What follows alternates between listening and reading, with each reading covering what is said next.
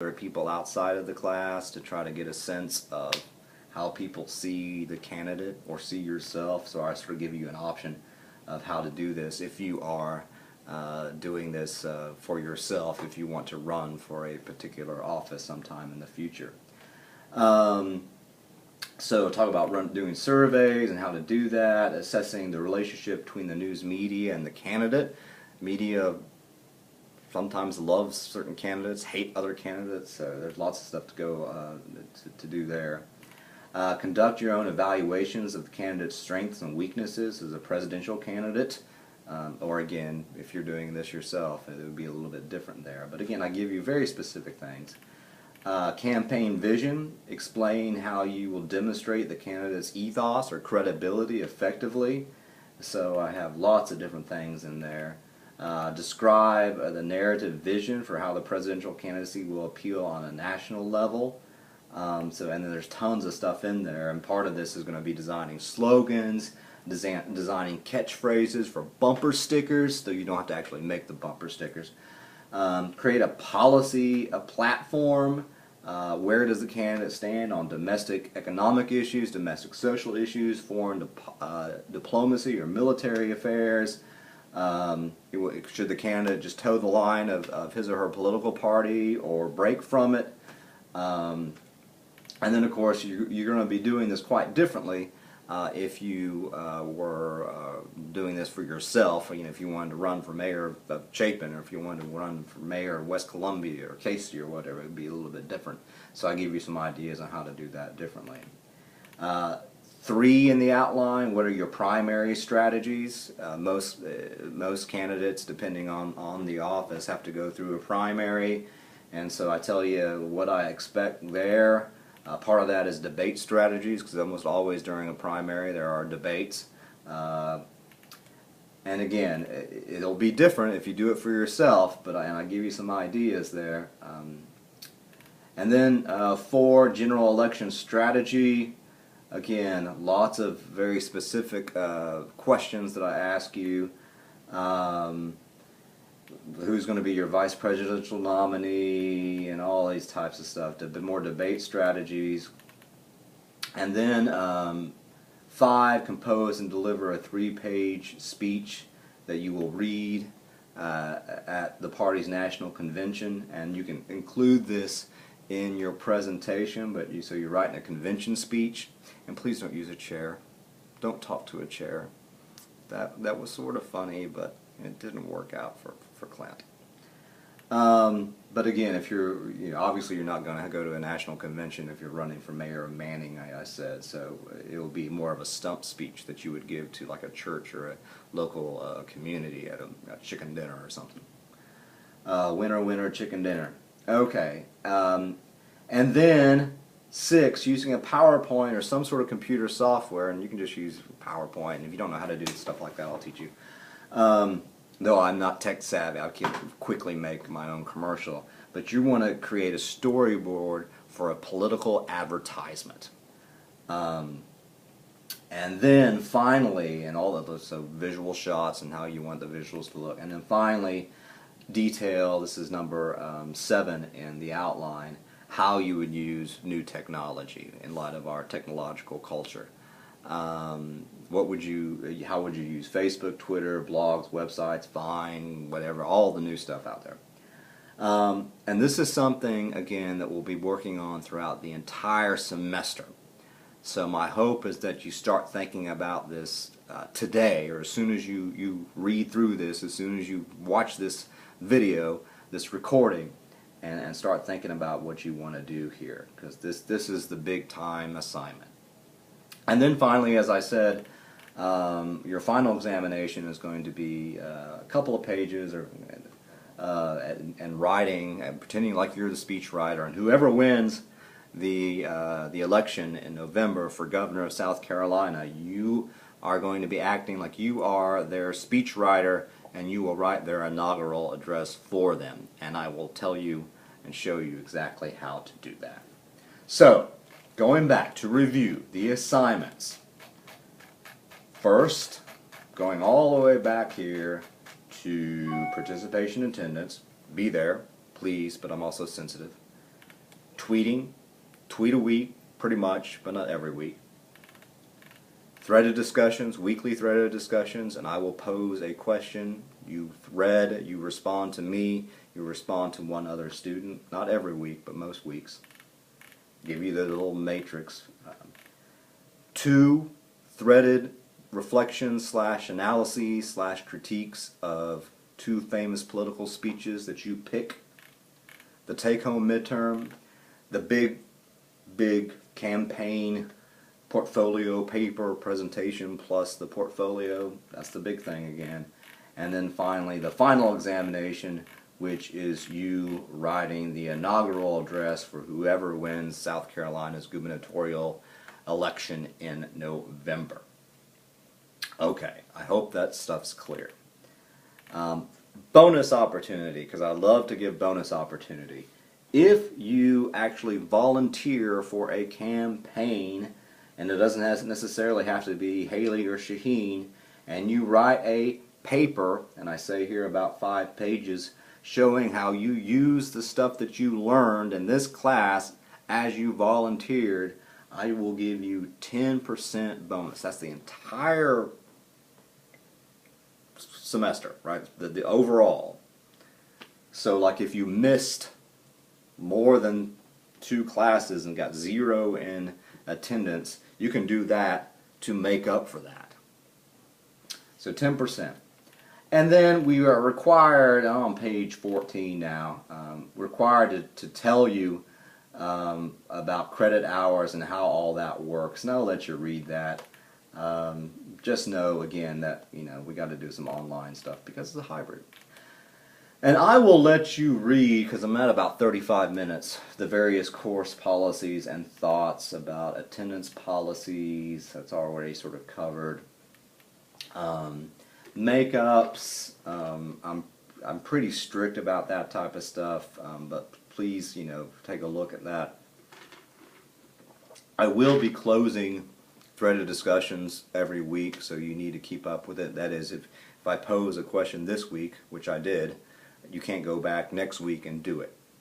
Honor code stuff. Joe Biden several years ago was charged with plagiarism, basically stealing somebody else's political speech. Don't do that. Double dip policy, I don't know if that counts here or is relevant here, but if you worked on some stuff in other classes, for instance, if in another class you did an analysis of a political speech and you want to expand on that for your speech analysis threads, I'm cool with that. Just talk to me, because I don't want it to be exactly the same thing, but you can grow on something that you've done before. In-class communication, again, just be, I don't want our classes to be political debates. That's not really what it's about. It's about understanding political communication theory. So we might, talk about certain things, and people will obviously see things differently. But let's not act like Congress. Let's maybe actually like one another and respect one another. That's important to me. And then email KC policy. I have a lot of specific information in there that I'll let you read, but you really need to get to know KC or Quality Connection very, very well. Check your emails constantly, and then call the tech folks or call me if you have problems. A lot of the stuff I will be asking you to email me. A lot of the stuff is on Quality Connection, but like the midterm, you're going to turn that in by emailing it to me. The portfolio can be emailed to me. And the final inaugural address should be emailed to me. So you are going to turn a lot of stuff in via email, so you can save some paper with printing. Research policy. This is going to be a little bit different because you're going to have to, and we'll talk about this in class, when you're trying to research the candidate and stuff like that, you're going to have to depend on a lot of news sources. And the library is still going to be very, very helpful, but we'll talk about that. Make sure you read stuff. I know it's tough to constantly keep up with all the reading, and you got jobs, you probably kids, whatever, parents to care for, everything. But please read the stuff beforehand. Writing, I expect you to be good writers, and I will help out if I can. I can. But a lot of folks have a lot of difficulty with their writing skills. And there's sources to help you. With speaking stuff, there's the Pierce Communication Lab. They'll have hours in the evening. There's the Academic Skills Center where you can have Skyped appointments. And I'll put some links on KC, but we have lots of resources to help you. You're not giving any speeches per se in this. You'll give a presentation, but there's no set speeches. But there is writing. So you should write gooder. Catch-all civility, again, be respectful. Teaching philosophy, you can sort of read that. I like to have fun. This is our class, etc., etc., etc. But I'll let you read all that stuff. Tentative course schedule. Go through this. I'm trying to keep it somewhat open because my hope is at some point, I've contacted some people, but I haven't heard back from them. And we're also trying to do some political stuff on campus, like debate watches or stuff like that. But I would love to have some real politicians or people who work with campaigns come in and talk to us at some point. So I'm going to be fairly flexible with some of this stuff, but not all of this stuff.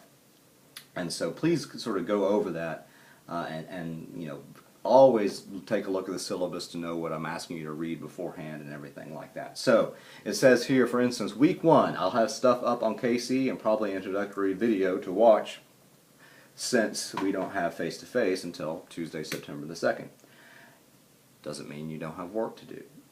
Make sure to start a Twitter account and figure out the forum stuff on KC.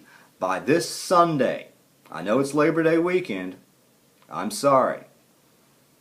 By Sunday, August 31st, by 5 p.m., which means you could do it on Friday, first tweet should be up. So figure out Twitter. If you have problems, let me know. Use that hashtag PollComCC.